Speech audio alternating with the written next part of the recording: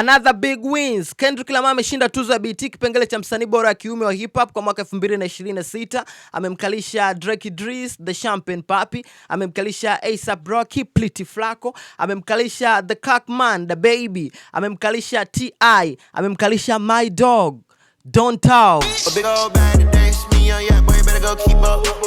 Again pia kwenye upande wa msanii bora wa kike kwa mwaka 2026 kwenye tuzo za BET ameshinda Cardi B, amemkalisha My Pretty One, Doja Cat, amemkalisha Doechii, amemkalisha Megan Thee Stallion, damn, amemkalisha Latto.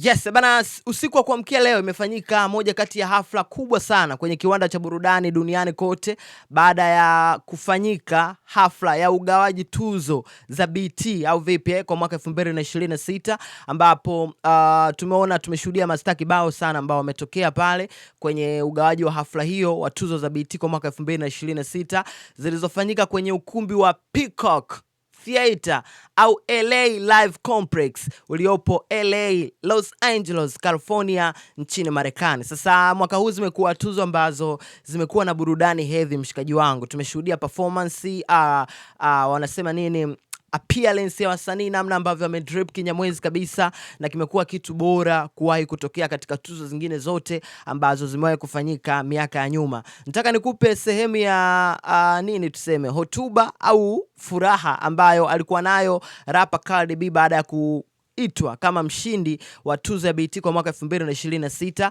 kipengele cha Best Female Hip Hop Artist 2026. Huyu hapa anaitwa Cardi B, binaitwa Bounce. Let's go.